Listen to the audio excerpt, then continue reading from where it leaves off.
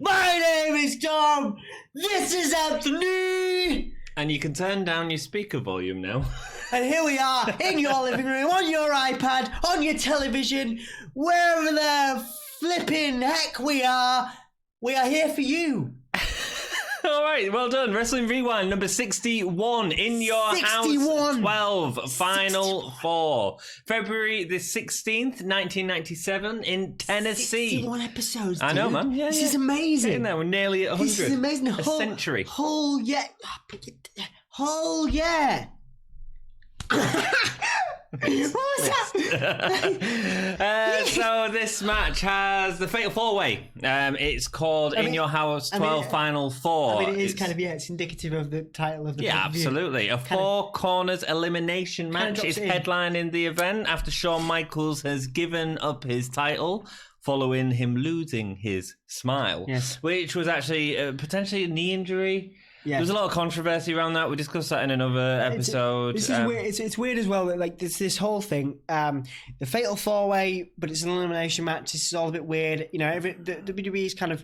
I think WWE at this point is finding its feet with the Attitude Era or sort of developing that. Absolutely. And a lot of the matches are a little bit kind of. There's a kerfuffle. Yeah. There's a few kerfuffles here on this pay-per-view. And most. Embarrassingly, Shawn Michaels has indeed lost his smile, which would probably go down. It was a knee tweak injury that a lot of people say was Shawn Michaels not wanting to face Bret Hart at WrestleMania again and giving him the win. The final 4 in that match is all because of the whole Stone Cold controversy during the Rumble. They were the final 4 in the match, even though they weren't necessarily, because Isaac Yankem was actually within them final 4, eliminated by Stone Cold Steve Austin at the same time as... Oh no, it was eliminated by Hart just before Hart was eliminated by Austin. Let's take you back to 1997. In February, the #1 UK film was She's the One. I think I probably just looked like I was having a little bit of a fit or something. But Maybe you did. Are you okay? That was me, like, taking us back in time. Good, man. Jennifer Aniston, Cameron Diaz, no interest in that whatsoever. It sounds like the type of rubbish you'd watch. You have no interest in Jennifer Aniston and Cameron? I have interest in them, not watching the movies. Sorry, what was the movie? I was too busy. She's the One.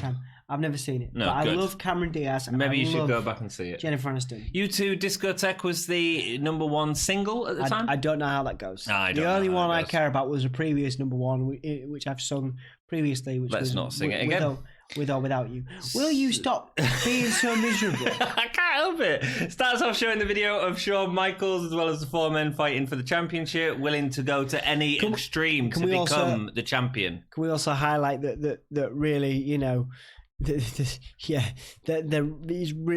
Shawn Michaels is getting, you know, shined up. Yeah, really loving Shawn Michaels. Yeah. He lost his smile. Yeah, he lost his smile. It was a difficult time. An analogy for depression. Yeah. We've got some great comments from you guys from the last episode, so I'm going to read them out as well. If you are enjoying the episode and you want to mention out down below, do it, man. One-Legged Wanderer says... Another great show, guys. I know I haven't been active recently with my support, but rest assured, I do still watch and support. Thank you, man. Thank you. We'd appreciate that, dude. It's great to hear. We always appreciate hearing your comments. Jack M has also written, my cat Chair of Wheels enjoys this pay-per-view. I've got the network. That was the Royal Rumble. It is a good pay-per-view, the Royal Rumble. Yeah. It was a good Rumble. I mean... it's weird. We start to... You'll notice our enthusiasm for these pay-per-views that we are covering as wrestling historians on this podcast. Our enthusiasm is increasing ever so slowly as we edge towards the attitude era. We grew up on it. A lot of you guys probably grew up on it. You know? Absolutely. And I think that, you know, like I say, we really appreciate, because we wouldn't be doing this if it wasn't for your engagement and it wasn't for your time to write in the comments. So we really appreciate it. Thank you. Anything you do comment within reason, apart from the colour of Anthony's underwear. Hey, but I'll tell you anyway. I mean, are you wearing any? Possibly. Grey. He normally does these in his pajamas. Any questions you do ask within reason, of course, we will answer and make an effort to answer on the podcast. We appreciate you taking the time out. Jack M also says, to me, Owen seemed the highlight of the Nation of Domination. Owen joins in a few years. Does he? Yes. I didn't know that. Well, spoiler alert. Thanks, Jack, for ruining that. And in fact, it's not even a few years. I think it's gonna be coming up. This is great, actually. So we're moving into sort of the Nation Domination, the sort of faction wars between the disciples of Apocalypse and Los Boricuas, as Savio Vega and Crush split off from the Nation. So some interesting stuff coming up. Yeah. Nation really feel like a dominant faction, even in this pay-per-view, man. There is an interesting time because, like I said, and I think WCW also did this. Maybe there was some mirroring there. There was the one faction and then it splintered off into another faction. Oh man, WCW got so silly, man. Yeah, you'll note they recycle this idea later on in WWE as well when they have X Factor, X-Pax faction with Albert and Just Incredible. I thought you were going to say Simon Cowell. And there's also other Simon Cowell. X Factor reference. It's not funny. You're not funny. Right, no, but they again, it'd be interesting because we were talking off camera about factions and how WWE needs more factions. Yeah, man. It would be about time. I think they do it every 5 to 10 years. I mean, obviously we're a little bit beyond that even, but I think maybe it'd be interesting to see what would happen if the Undisputed Era came onto the main roster and maybe if they ended up splitting off, you know what I mean? Oh man, I want to see Undisputed Era and Imperium, but that's another story for another podcast. Jack M, this was the imperfect end to the new generation and shows the Attitude Era is definitely on its way. It's a really interesting topic that. When did the new generation end and when did the Attitude Era begin? And a lot of people have different times for that. Some people say that the Bret Hart, Shawn Michaels, Montreal Screwjob would be that.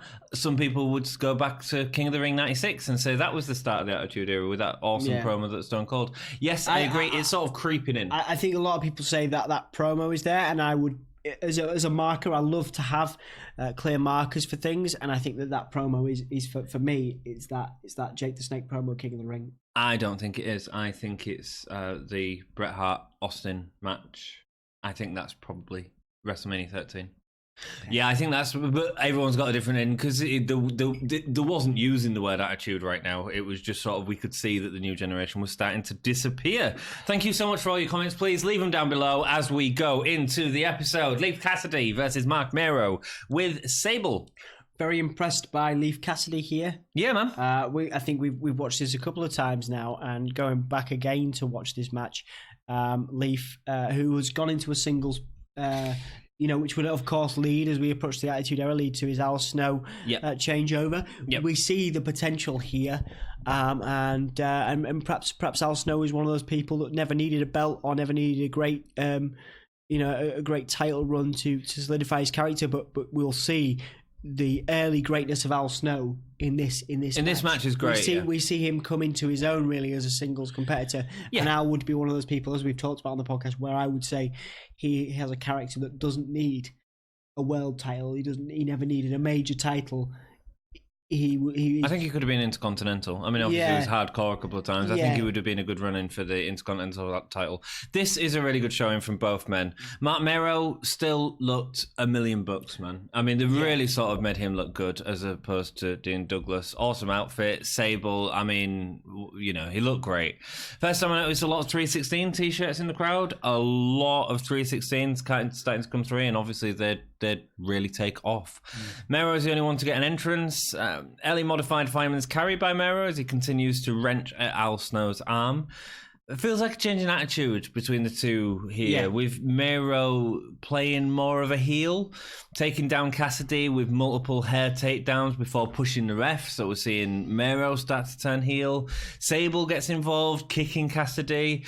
Snow starts to go for low drop kicks, attacking Nero's legs, and some decent storytelling all the way through the match, really focusing on Mero's legs with a figure four, leg laces, leg wrenches, kicks. Yeah. And it felt smart. The dynamic as well, what I really like here is the dynamic between Sable and Leif Cassidy as well. Yeah, man. There's a point where Sable slaps Leif Cassidy and that really riles up the wild man, makes him go wild, makes him leap to the outside. Yeah. And it serves to take these two lower mid-carders, and it gives them an identifiable story, something that they could work with going forward as well. Yeah, it felt like, so you have these guys, especially like the targeting of the limbs and stuff, it felt like a real fight. It felt clever. It felt like a smart match. Yeah. It felt like it made sense. And there was a clear, identifier between the face and the heel. Leif I don't know if Leif was the face. No, I mean, he was the heel. He was definitely the heel. But Mero was also very heel. he was being very heel, and Sable attacking him. That was really heel, man. Leaf kept getting distracted by Sable. Wildman never managed to get advantage from that. It's pretty constant all the way through. Mero eventually hits an awesome enziguri, but it's not enough, and Snow goes back to the figure 4. Leaf gets a slap on Sable. So that's the slap section, which leads to Mero diving out the ring onto Leaf before the Samoan drop sets up the wild thing where he gets the pin. Good. Yeah. I mean, a really good sort of development of Mero's character, a good, solid opening match. I enjoyed it. It felt like a real match. I mean, it felt like a competition, with this sort of specific targeting. Yeah. The only issue that I had with the match, and it's a small issue, is I felt like Sable was a bigger part of that match than the two in the ring. Well, unfortunately, I think we come to a time where Sable is a primary character in WWE. She's, she's bigger than a lot of the wrestlers. She commands the presence, and she's getting bigger and bigger. I mean, she's not at sort of Sunny levels at this point. No, but it was the same thing with Sunny. Like Sunny was the star of the tag division for a long time, and I think that Sable is becoming that for Mero, and we'd see that only more coming forward. I think it's obviously the self-destruction of Mero's career, I think, comes from it. I think he could have done a lot more. Obviously, he does very well now with his public speaking, but I think he could have done a lot more if he wasn't in the shadow of Sable. Yeah, probably in WWF. I mean, if he'd have shaved that tash out a bit, the tash remains, man. The tash is awesome. I don't know about that, but I like his finishing move, and I like his moveset in the main. It's just something about him grates on me. I think it is the tash. Okay, I like Mark Mero. I really think he's an underrated wrestler. But I always go for the unhinged characters, and I think that Leaf Cassidy... He's becoming unhinged as well. Leaf Cassidy was very much... Leaf Cassidy, he didn't have the character yet. He was the offshoot of the Rockers at the minute. He didn't have the head, did he? He didn't. No, he wasn't. He sort of developed that in ECW though after he left WWF. It's true. You're right. Yeah. Honky Tonk Man gets into the ring for some reason. Then we move straight into a video package. I mean, what was the point? I don't. What was the point? I don't know. It was for the audience, but there's a lot of times coming up in pay-per-views where the Honky Tonk Man appears, and I'm like, what are you doing here? What is your purpose? Thank you very much. Not that I've got a problem with the Honky Tonk Man. I don't want to get smashed over the head with a guitar, but I just hit. What was There's this no point. for? There's no point. It's the same at WrestleMania 13. He commentates on one of the matches, and we'll talk about that in the next episode. So subscribe for that. The whole time, it's like just being really... Just talking about himself, Just being rubbish. Yeah. So, a video package of Shawn Michaels giving up the belt, losing his smile. It's a really prominent promo. If you haven't seen it, you really do need to go back and watch it. It's really heartfelt. The crowd are in tears. I think there was some backstage politicking going on there. Yeah, you said it was because of Bret Hart and they're not wanting to lose. There's rumours that it is. Both guys have different stories, as will remain constant throughout their sort of friendship? Question mark? Yeah. Rivalry, real life rivalry might be better. Yeah, because the story is that Shawn didn't want to lose the belt to Bret at WrestleMania 13. Yeah. That's pretty harsh if he oversold an injury to Bret. But you can understand Bret's bitterness. I would say that this is one of the best Michaels promos I've ever seen in terms of what he's come. It's great in a time where obviously we look at mental health awareness now in 2019 as paramount. Yeah. But at this time it was unheard of for a man. Especially a man in Michael's prominent position, to say that he didn't have any toughness left and he was just was crying a lot. And now we look at that and we respect that at this time, especially when you're looking at the backlash the Goldust character got, and things like that. You had to be really brave to even to write this down for someone to go out and say you're potentially putting him in a firing line for a lot of backlash, and I think it was probably one of the best. It was brave, it was brave, and it was a brave way to do it. Although, like I say, the issue is that it was potentially done for nefarious means. Psycho Sid interview. Who says time ran out for Shawn Michaels. He never got his title back. It's time for him to get his payback. It was a decent promo from Sid. He's so hit and miss with his promos, but this was a hit. It was good. Next match, Bart Gunn, Flash Funk, and Goldust versus the Nation of Domination. Very strange team. Crush, Farouk, Savio Vega, and the new heel Savio Vega at that point. Yeah, I mean, like I say, so much time for all of the individuals there on the face team. Very mixed. Excuse me. Very mixed bag of performers there against the Nation. Well, there were faces. They didn't know what to do with Bart, so the Smoking Guns are split up by this point. So we're giving him a singles run, and this is where he's fitting in. Flash Funk, they were high on. Yes. You know, his entrance was great. Goldust, obviously a staple of the company for many years to come. This was more about the Nation, though. This was about establishing, keeping the Nation going forward. Enhancing them, yeah, absolutely. Yeah, it was a put together match for the Nation, and that's fine. Funk's entrance is great. The dancers, or funkettes, if you'd rather, the music. You see that WWF is really starting to improve its entrances by this point. We've seen it a bit with like Goldust and Mankind, and now we're getting the opposite side of not the darkness or the glitz, but the sort of disco, if you like, which is really cool. You compare this to Bart Gunn, who enters next, and it already feels really dated. And that's part of the problem with Bart Gunn. I never feel like they give him a character after Smoking Guns. Or before the tournament that he entered, where he was a... Yeah, but even then, I don't know if he was a character. It was just, he just won it was more, a lot of just a fight, fights, you know? a fighter, yeah. Yeah, you can then Goldust, obviously excellent entrance, followed by the Rapping Nation of Domination faction. I still really love that. I still think it's cool. Yeah, man, and they went from the audience this time as well. It's like Shield in 1997. It's really cool, and it feels like that. It feels like Nation is such a dominant, and I never associate this Nation of Domination lineup with the Nation of Domination because they did so much stuff. I always associate it with Mark Henry, Farouk, The Rock, and D'Lo. Okay, it'd be my Nation. It's a good Nation there. It's because it was the rise of The Rock. It feels so pivotal in that sort of storytelling of WWF at the time. Farouk wants to speak to the crowd, but Goldust puts a stop to it with all the faces beating off the Nation. Every time you make a new point, if you could do that. Instead of going, yeah, it's quite nice. It was me trying to find my place in my rating. I feel like there's some sound bites that people could make of those. Is that thing in Seinfeld? I can't. There's like every time. I've never seen Seinfeld, dude. Okay. Anyway, thanks. Rock and roll. Vega being in the Nation was weird. It was really weird, and I tell you what I really didn't like about Vega in the Nation at this point. They didn't change his entrance, his ring gear. It was still like that Savio Vega red with the sort of bubbly writing of Savio Vega. Yeah. Like, no. I mean, Give him a leather thong, damn it. Savio Vega in the Nation, absolutely. Yeah. As a Nation member. Yes. But the attire, yes, which does change. It made no sense. It changes shortly. Yeah, but it just in this situation, it made no sense. If you're going to introduce him to it, his entrance gear was awesome. Change his ring gear, dude. It's too late now, though, Dom. It's too late for them to do that.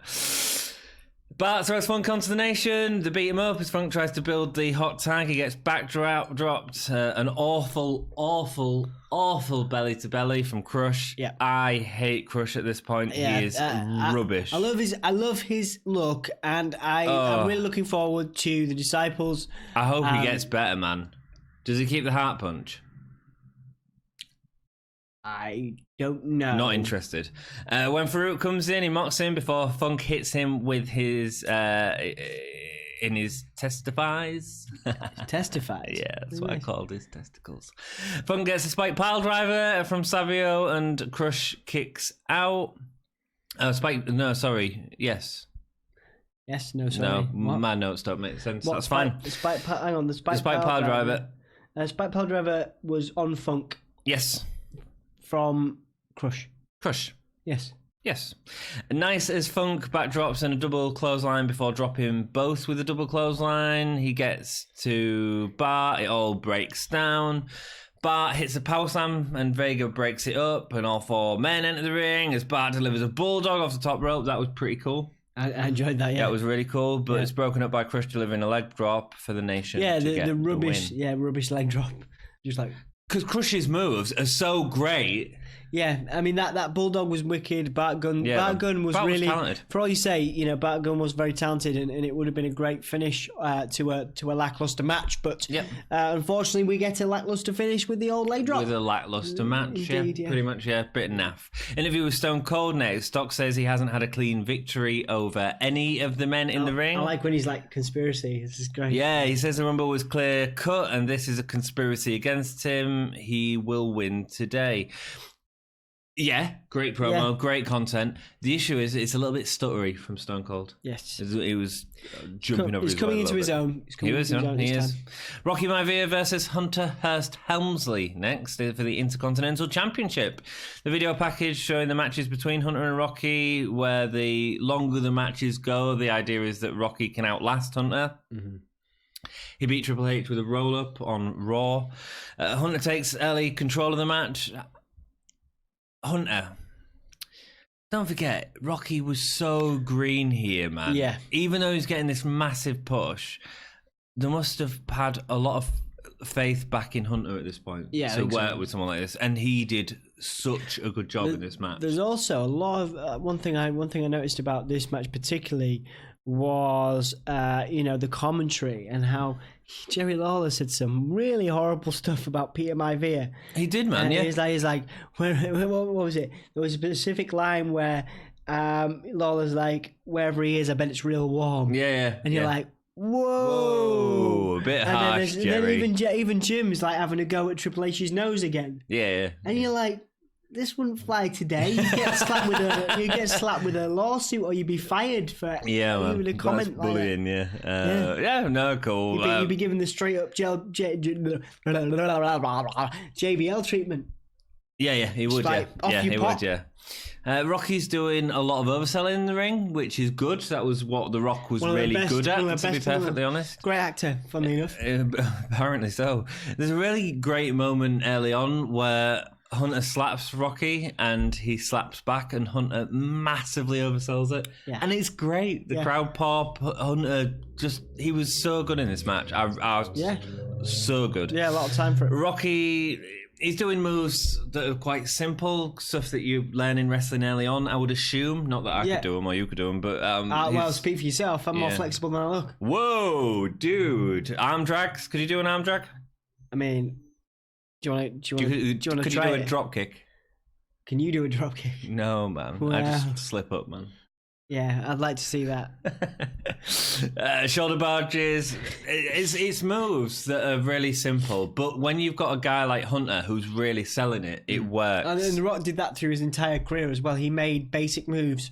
Case in point, the elbow. Yeah. And the arm drags, become something more. Yeah, absolutely. A baseball slide ends up sending Rocky into the barricade. Look at me. You've got a little bit of thing there. I've got dandruff in my beard. No, maybe you're getting a little bit too excited over Rocky's moveset. Oh, did I phlegm? Yeah, I think you might have phlegmed. And you just rubbed it off for me. That's true friendship. I'm here to take care of you, I'll oversell you. Thanks, man. Phlegm on your beard, I want you to oversell my punch that's about to happen. You're about to punch me? Oh no, I should do a Rock one and go like... Yeah, like double backflip. Fly into the wall. That's great, man. That's great.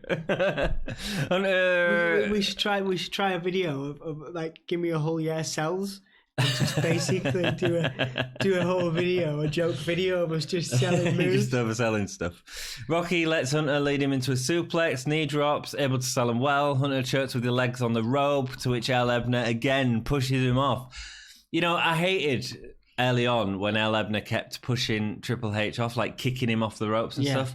It's becoming a really constant thing, and I'm really enjoying it, actually. Yeah, it feels like there's a feud between Earl's and a bad bum. He is a real bad bum. Like he's not taking it anymore. I know what you're doing. Yeah. It's good. I like it. He is the referee. He is the hardcore referee. He is. The Rock goes for a crossbody for a pin, but Hunter gets out. Instead, Hunter outsmarts The Rock, able to stop at the ropes before attacking, before catching a kick and putting The Rock down with a clothesline.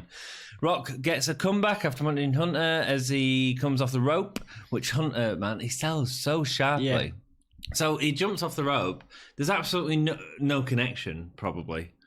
Hunter like snaps back. He like jumps off the rope, absolutely snaps back to sell it, and almost like changes direction mid flip. Yeah, he was amazing. There's a lot here, and there's one thing here, and I think it's the earliest sign of the Rock that we see today. I'm on about Hunter, but go on. No, I'm just saying at this time in the match, we'll see a lot of Rock's movesets, the comebacks and things like that. They're very indicative of what the Rock is like now. And Triple H, going back to what you were saying, has always been so good, and their dynamic. Just Triple H has always been so good at selling the Rock. He has, yeah. So good. This is great, and it's early on in the sort of matches that we're going to see, you know, which is great. Then there's an inverted atomic drop, a power slam from Rock, a crossbody off the top rope, nearly gets the pin for the Rock. Mm-hmm. The Rock does a counter into a DDT, which is the Rocky DDT that we see at this time. Yeah, I love that move. Hunter's head sort of falls out of his arms. It looks sloppy. Again, I love it. I think it's one of the best DDTs in the business. Oh no, that was awful when he did it. No, this was awful in this pay-per-view. At this point, it was awful. He slipped out with his head, man. He like completely. It just didn't work. Maybe I just popped because it was like a Rocky move. Right. Okay. That you've not seen yet. It was definitely. But it was rubbish at this point. But again, it sort of brings you back to how new Rock was. But sort of good on him for trying it, and obviously he'd perfect it in later years. Goldust comes down, distracting Hunter as Rock hits him German suplex into a pin. End of the match. It's a decent match. I think Hunter did incredibly well. I thought he was amazing. He worked well with the new Rocky. Rock did okay, but he wasn't liked enough by the fans. We see it more in sort of WrestleMania 13 to give the match any of the sort of stakes that it needed. Yeah. And he was pushed very quickly to Intercontinental Champion. Absolutely. And it wasn't until he turned heel that the crowd started really getting behind the Rock. I think so, and I'm you know, while his movesets here are interesting, like the German suplex to win, you know, I'm waiting for him to get the Rock Bottom. I'm waiting for his movesets to improve, him to become a little bit tighter in the ring, because you see how green, like you said, you see how green he is through his movesets and the kind of move he's using at this point. Goldust and Hunter square up in the ring as an arm swoops around Marlena, who's come out with Goldust, choking her out. Is that a woman?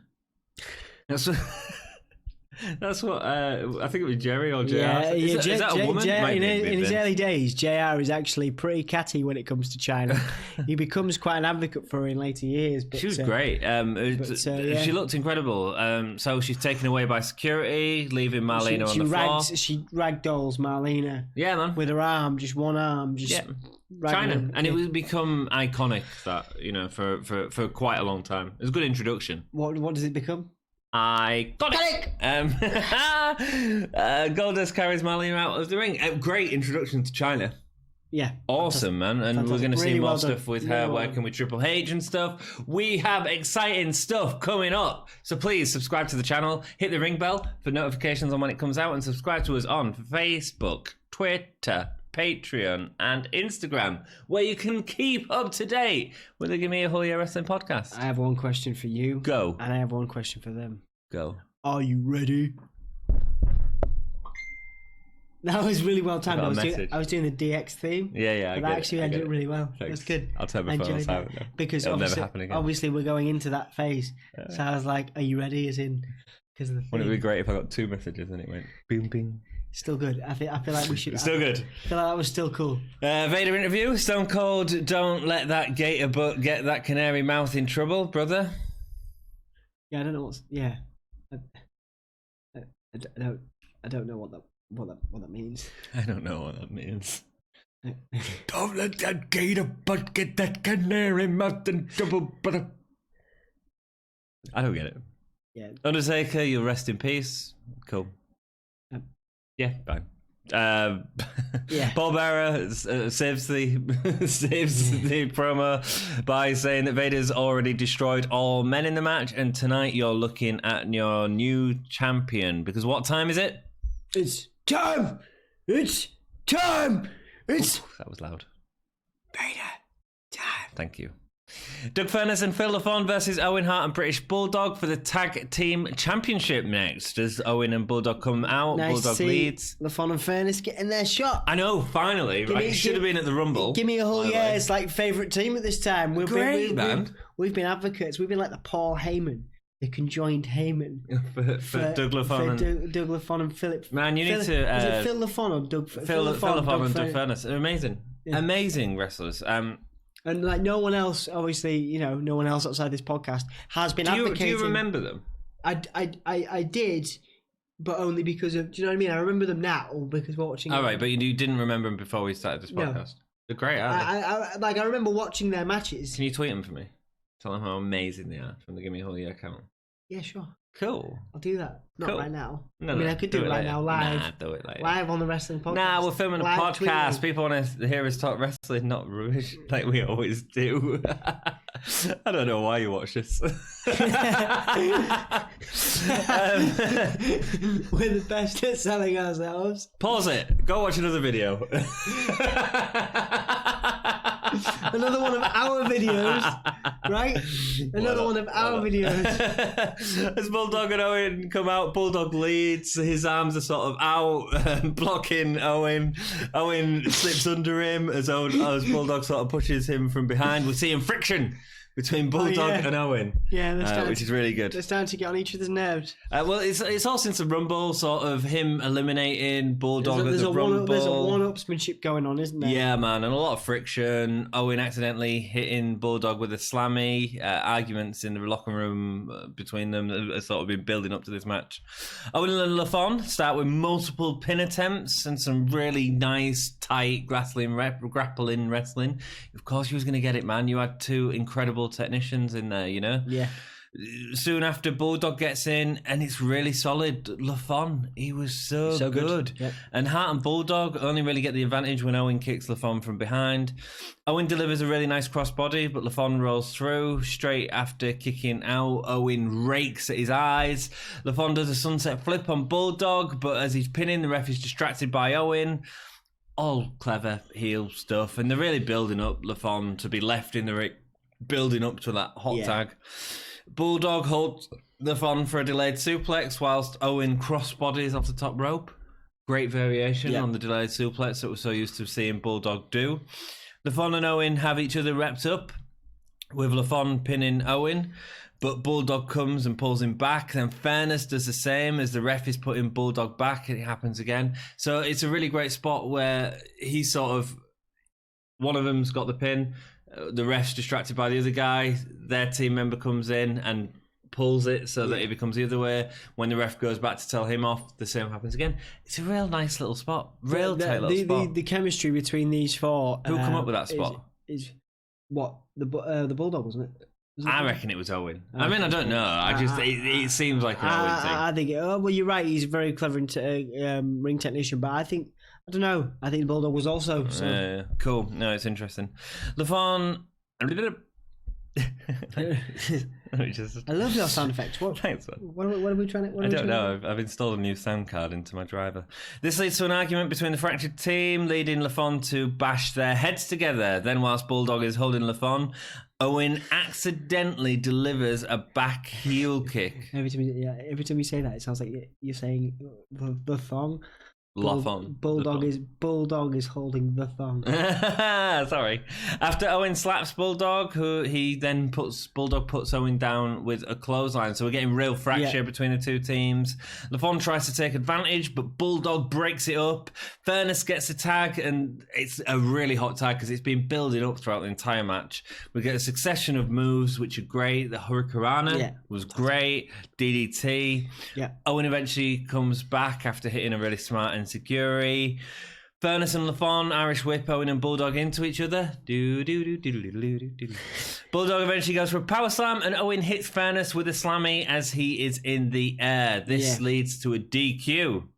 And another argument between Bulldog and Owen. Owen's happy that they've got the win, but then they've got the title. Bulldog's freaking out because he feels like he could have won it, and he feels like we could have won it legitimately. But any time anyone wants to use a bushwhacker head smash thing, that spells doom as far as I'm concerned. So whoever thought that was a good idea to do the headlock into the that's a terrible idea. The only people that should ever be able to pull that off are the Bushwhackers. And they didn't really pull it off. No, exactly. Bulldog throws Owen Slammy, which Owen, it means so much to him, that Slammy. Yeah. Straight away, he's scrambling after it, like, oh, my baby. Like Gollum and his ring.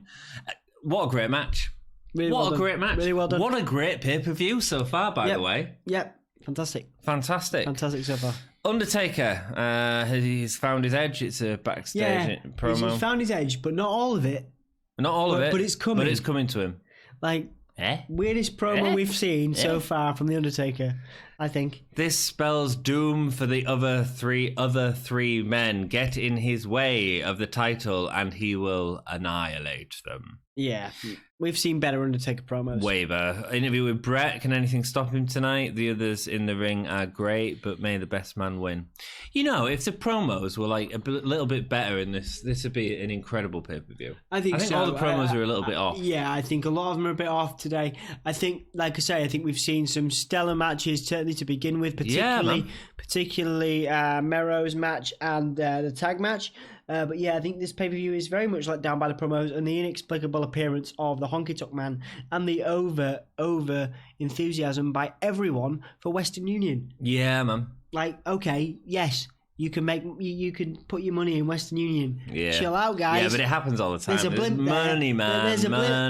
Money. There's a blimp there. Just chill out. We have to say Western Union. We need a wrestler called Western Union. I think WrestleMania 13 was sponsored by PlayStation. We need a wrestler called PlayStation. Did that happen? Snickers. Did it happen? We need Shawn Michaels to come out dressed as Colonel Sanders. Oh, that did happen. That did happen. Before we go into the first match. Wait. Last match. Wait. Go. Do you know, here's a factoid question. Do you know who else was Colonel Sanders in those adverts? Oh, yeah. There he goes. Dolph Ziggler! Got it in. Right. It should have been me. What? Colonel Sanders? It should have been me. That was my Dolph Ziggler impression. Best in the world. Before we go into the last match, why are you still watching? I told you to go away.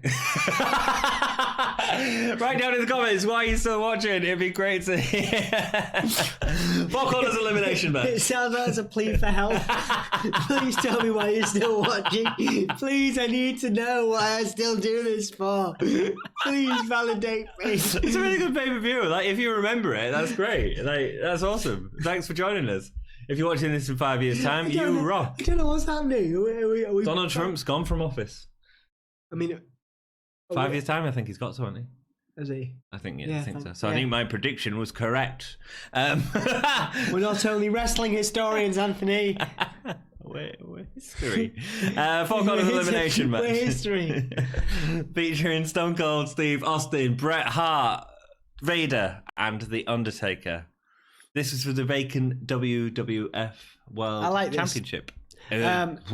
I mean, great match. Well, you know, one thing that we see in this match that we never ever see is Vader losing his mask. That never happens. And it happens quite a lot. Did you not? Sarcasm. I was being massively sarcastic. It happens all the time. There's no point. Yeah, but there's pretty good reason for it. There's no point in that thing. There's pretty good reason for it. You might as well be you have more reason to wear a mask. Yeah, but it's because of your face than Vader. Yeah, but would you rather have Vader in a mask or out of a mask? Honestly. Well, out of a mask. What's the point? Yeah, but would you rather if he didn't wear a mask? Yeah. No. Why? He looked way better with a mask. He looked different. He looked like a Mastodon Gimp. You look way better with a mask. Thanks, baby. So does the final four of the Rumble. Obviously, we know that's not true because of Isaac Yankem. Not Isaac Yankem, he's Fake Diesel. Isaac Yankem DDS. Yeah, he was Fake Diesel, but obviously they weren't going to put Fake Diesel in this main event because why? So this match is Battle Royal with four men with pinfall and submissions. Fatal 4-way rules, but with over the top rope elimination. Very confusing. Yes. It distracts a little bit from the match. It becomes a little bit silly, especially when almost all of the spots happen on the outside of the ring. So they have to go through the second rope and all that sort of stuff. But Anyway, we'll talk about that when we get to the end, I suppose.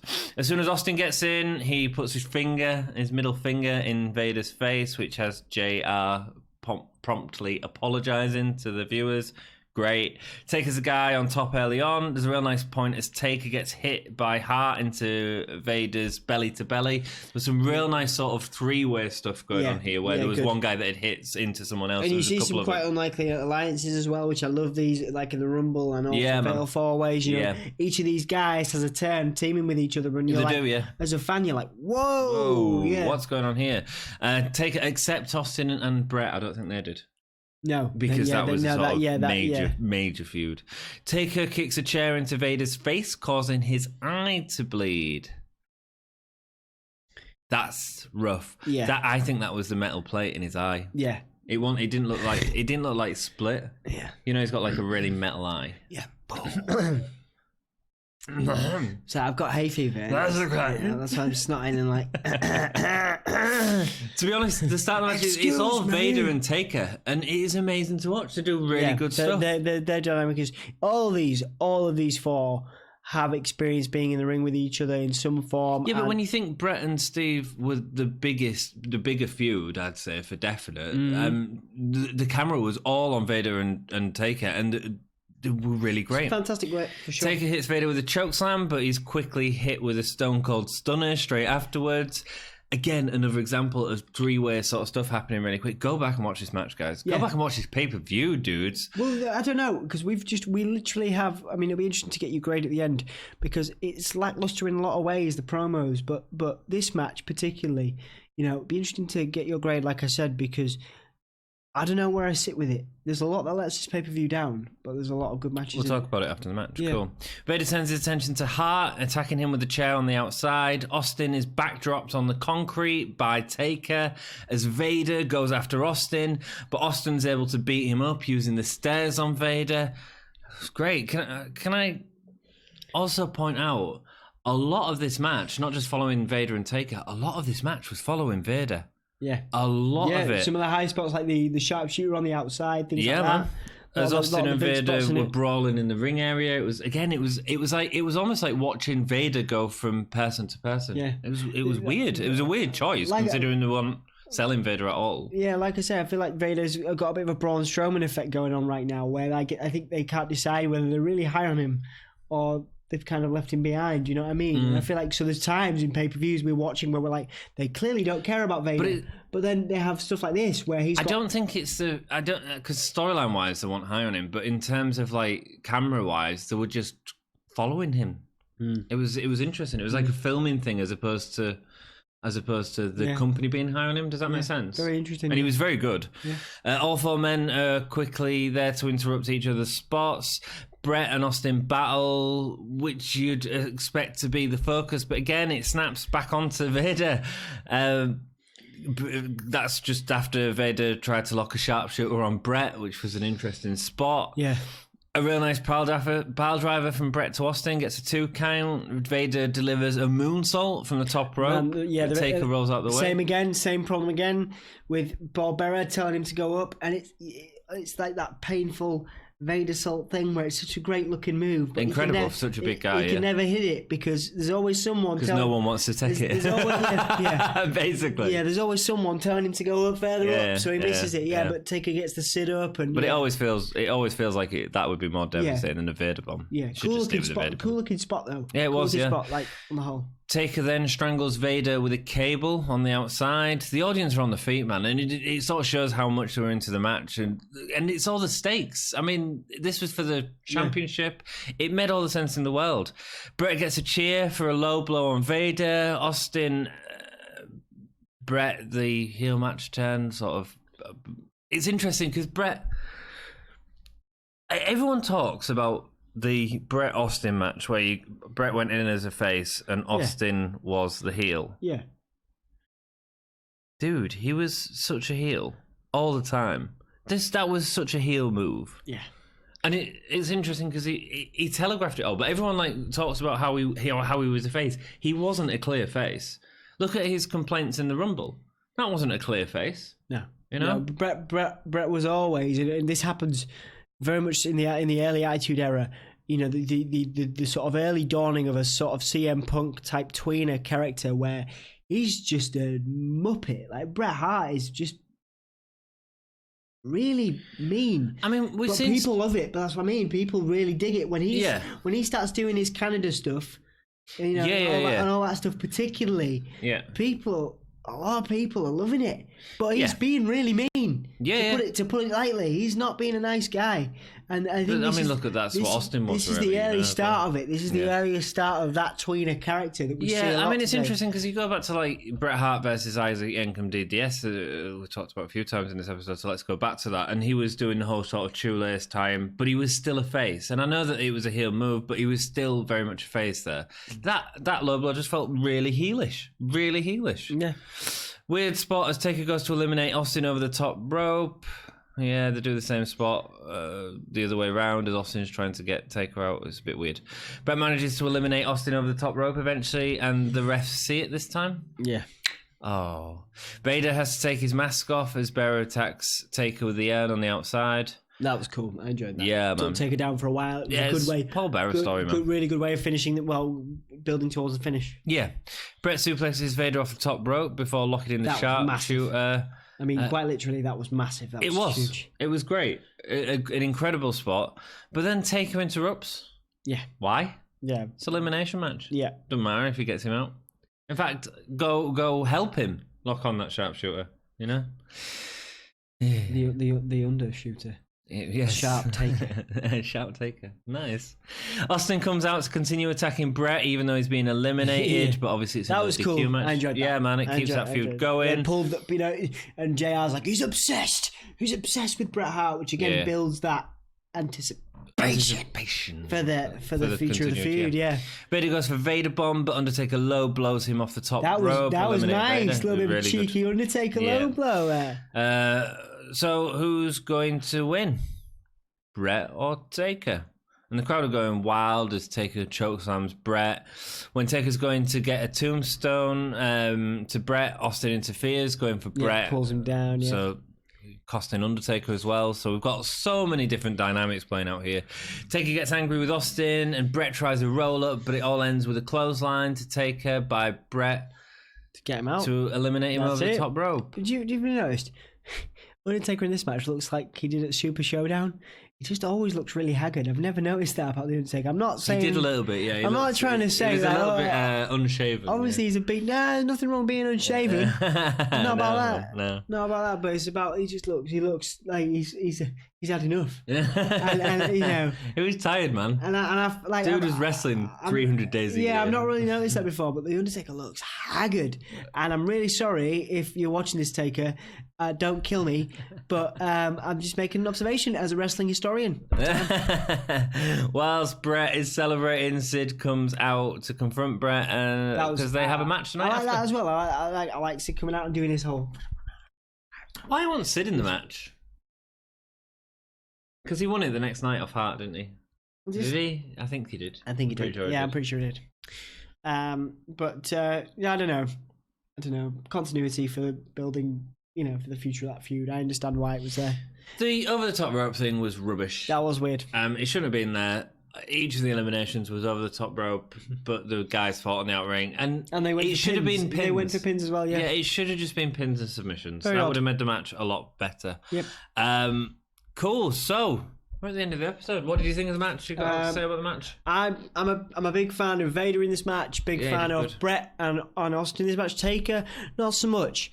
I liked his sit up from the Vader salt. I love because he sits up and stuff. And I dig the Undertaker's gimmick at this time, but there was something missing about him and his promos this pay per view. Yeah. Performers of the night. Leaf Cassidy was great. So let's do it properly. Gay stars for the pay per view. 3. Yeah, I'm gonna go.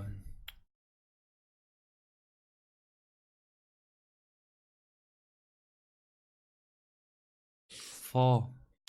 Wow. No, Is three and that your three and high- three I was quarters. gonna say that might be your highest. There's some great matches in this I card. don't know if you've ever. You may have given a 4, but only once. I don't. I think WrestleMania 10 got over. Yeah, I don't think you've given a very high grade like that. High Maybe grade 3 and for a 3 while. quarters. I really enjoyed the pay-per-view. I think it's definitely What worth about the going back and promo? I watching. don't know, man. The promos. Promos let down a little bit, yeah, but Like the matches were great. the matches were good. Great. I'm going to give my performer Best match? You're not going to give performer. You're going to do it in order that I tell you. Best match? You're not the boss of me. I think that final match was really exciting. Yeah, There was the so final many match was stakes, so I'd exciting. say the last match. Last match for me, I think. Yeah, best performer. Leaf Cassidy. Incorrect answer. No, I'm gonna give it to someone off kilter, someone a little bit different. I think. Who am I giving it to? You're gonna give it to Bret Hart. Wrong. One more guess. No, 2 more guesses. What? Someone in the main event? I'm not telling you. That you don't get 2 guesses and then 3 guys. Owen Hart. Wrong. Stone Cold. Wrong. Hunter Hearst Helmsley Okay. was incredible with The Rock. It really showed that the company was starting to trust him again, and his selling for The Rock was phenomenal. Great watching. Holy shit moment. Easy. The eye thing with The eye thing with Vader, man. I mean, it looks brutal. Yeah, it does. Yeah. That's it. Yep. We're done. Take it Another easy. episode in the can. Please hit us up on Facebook, on Twitter, / Gimme a Hole, yeah. on Patreon, / Gimme a Hole, yeah. on what's the other one? Instagramio. Instagram. Instagramio? Yeah. What's Instagramio? Instagramio. Oh. Instagram. Cool. Down with the kids. What? What? What? Cool. So hit us up there and share stuff. Yeah. Get out there and share it. Right. Why are you still watching? Right. Get out there and tell people about it. It's cool. Check out this cool podcast. I don't know why I watch it. I just. What are you doing? I don't know, man. This is like the breakdown of the Gimme a Hole podcast right here. Like people are witnessing a live meltdown. But we have some awesome, exciting stuff to come. Yep. I can't wait. That pay-per-view was great. That was good. Next is WrestleMania 13. WrestleMania, then we got some more in your houses coming up, some good stuff Some coming up really as good we stuff. lead into the Attitude Era. Don't forget to check out our other content. We have fantasy booking going down. We have NXT UK present day stuff on the channel. Please do check that out if you like it. I've been Dom. That's Anthony. Please do support us. Please leave us a comment just because we like replying to you. We like engaging with you. We like you as people. Why? Our wonderful, wonderful gayers. We will see you soon. Thank you very much, and keep it most emphatically gay!